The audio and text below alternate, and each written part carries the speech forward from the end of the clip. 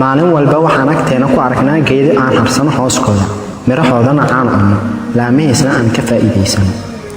geedaha meel walba oo aad aragto waxay leeyihiin faa'iidooyin badan iyo noocyo badan maalinna ma ku fikirtay geedaha aakhir laga helo haddana qur'aanka kariimka lagu sheegay u kaadi bal aan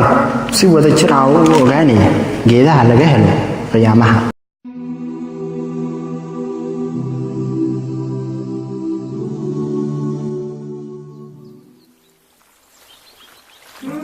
سدرة المنتهى الله وحكل يا سورة النجم ولقد رآه نزلة أخرى عند سدرة المنتهى عندها جنة المأوى معناها تفسيرك سعدية وحوليها يدو واجد آتوي وقطع الله سمدة تدوات الشيرة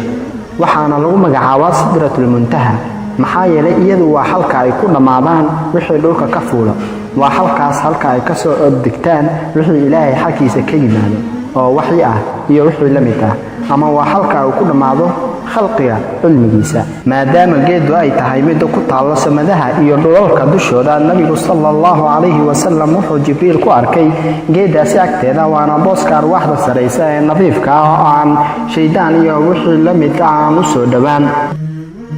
geeda labaad waa dariica ilaahi subhanahu wa ta'ala wuxuu ku leeyahay suuratul ghaashiya ليس لهم طعام إلا من ضريع علي بن أبي درك وحو يري أصيب ابن عباس كورينيا ومن جيد كميتا جيدها نارتا سعيد بن جبير وحو يري أصيغنا تاسي وزقوم وانا دقحان أرين تاسي وحاقبا ابن عباس مجاهد إجرام إيو قتاتا قريش وحيكو مقعاب جرتي شبيعة شربقة إيو سيف الدريع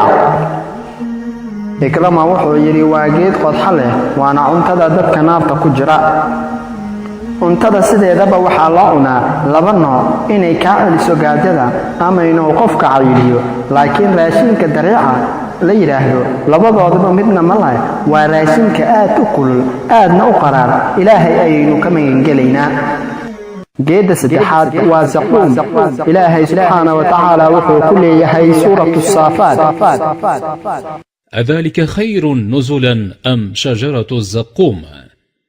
تفسيرك آيادا وحي ليدهي نمعدا سيان كسو سفيني أهل الجنة هي أمتدا أي أنان أهل النار كما وحي اسكمت با أمتنا الجنة التالي كان نار تلقونه سيدا درتيت يا وحي الله مقعابي زقوم